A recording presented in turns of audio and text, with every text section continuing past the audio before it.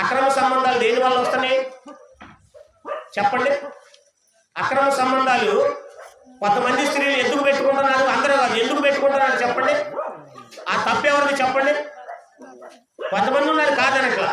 కొంతమంది అక్రమ సంబంధాలకి వెళుతున్నారు అంటే దానికి కారణం ఎవరో తెలుసా? పురుషుడు తప్పు కూడా ఉండదు. అందరి గురించి కాదు, కొంతమంది గురించి చెబుతున్నా. ఎందుకు అక్రమ సంబంధం?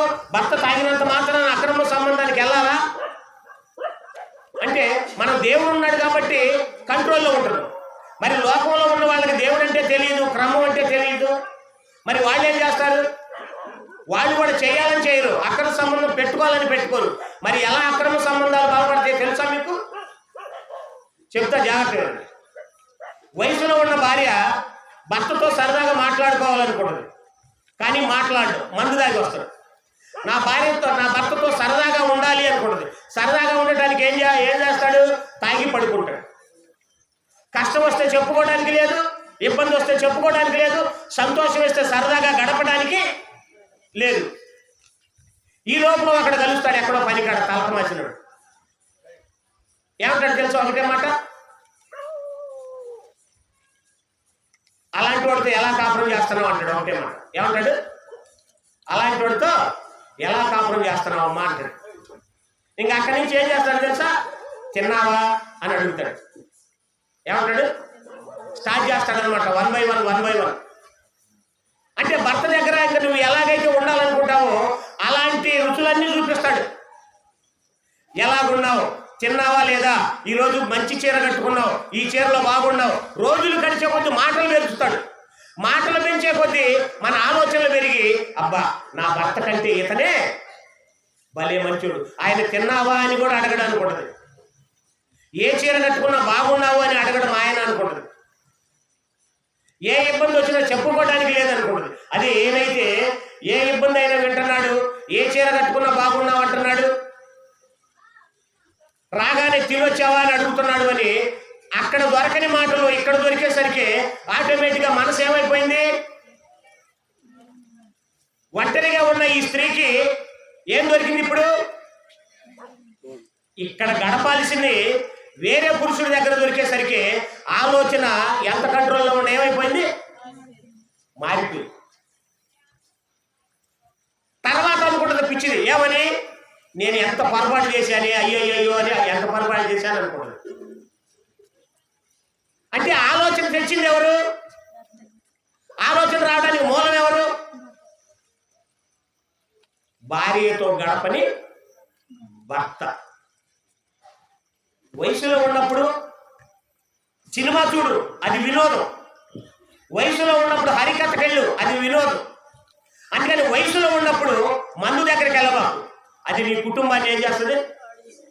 పాడు చేస్తుంది. నీ భార్యకి ఏం చేస్తుంది? చెడ్డ ఆలోచనలు కలిగించింది, లేని ఆలోచనలు కలిగిస్తుంది లోకం. ఎందుకు? 2 పొగడతలు పొగిడితే ఏమైపోద్ది? మా ఆయన పొగడడు, ఇక్కడ పొగిడాడు. మా ఆయన బాగున్నావా అని అడగడు, ఇక్కడ బాగున్నావా అని అడిగాడు. మా ఆయన ఏ చీర కట్టుకున్నా బాగుంది అనడు, ఈయన బాగుంది అన్నాడు. ఈ మా ఆయన తిన్నావా అని అడగడు, కానీ ఈయన తిన్నావా అని అడిగాడు. అని ఇతను మనసు ఎటు తిరిగిద్ది? అటు తిరిగిద్ది. రోజులు గడిచే కొద్ది మైండ్ ఏమైపోద్ది? చేంజ్ అయిపోద్ది. ఇంకప్పుడు భర్త అంటే అసహ్యం, భర్త అంటే చేదర, ఆయనతో గడపాలని అనిపించదు. మరి ఎవరితో ఎక్కువ గడిపింది? ఇంటికి వచ్చి పిల్లలతో మాట్లాడుతూ కూడా అతని గురించే ఆలోచిస్తూ ఉంటుంది. భర్తను మర్చిపోయింది. మర్చిపోయేటట్టు చేసింది ఎవరు? భర్త. అలాంటి ఏమి ఉండకూడదని దేవుడు ఏం చేశాడో తెలుసా? మద్యాన్ని అద్దంలో తలతల మెరుస్తూ ఉంటాయి, కానీ వాటి వైపు చూడమన్నాడా వద్దన్నాడా? వాటి వైపు చూడొద్దు. నువ్వు వాటి వైపు చూస్తే నీ భార్య ఇంకొక వైపు చూసిద్ది. మరి ఏం చేయాలి? మందు మానుకో, వచ్చేటప్పుడు భార్యను గుర్తు చేసుకో. ఇంటికి వచ్చేటప్పుడు పద్దాక పనిచేసి ఇంటికి వచ్చేటప్పుడు భార్యను గుర్తు చేసుకో, పిల్లలను గుర్తు చేసుకో. నీ కోసం ఎదురు చూసేటట్టుగా మార్చుకో భార్యని, మందు మానుకొని. భార్య కోసం పందికి సాయంత్రం వచ్చేసరికి భార్యకి ఏం అవసరమో తెలుసుకొని అవి తీసుకొనిరా, పిల్లలకి ఏం అవసరమో తీసుకొని అవి తీసుకొనిరా. ఇంటికి రాగానే ఒక అరగంట సేపు మంచి వాతావరణాన్ని చూస్తాం. పిల్లలు నీ కోసం ఎదురు చూస్తారు, భార్య నీ కోసం ఎదురు చూసిద్ది. నువ్వేం తెచ్చావో చూసి వాళ్ళు తినేటప్పుడు వాళ్ళు తింటా నీకు పెడతారే, అందులో ఉంది ఆనందం. కానీ నీ భార్య తింటా నీకు పెట్టిద్దే, అందులో ఉంది ఆనందం. తింటా తింటా మంచి మాటలు చెప్పిద్దే, అందులో ఉంది ఆనందం. తింటా తింటా నీతో గడుపుతో నవ్వుతూ ఉంటుంది, అందులో ఉంది ఆనందం. వయసులో ఉన్నప్పుడు భార్యతో, నీ యవ్వన భార్యతో ఆనందించమన్నాడు దేవుడు. యవ్వనంలో నీ భార్య యందు ఆనందించు అన్నాడు.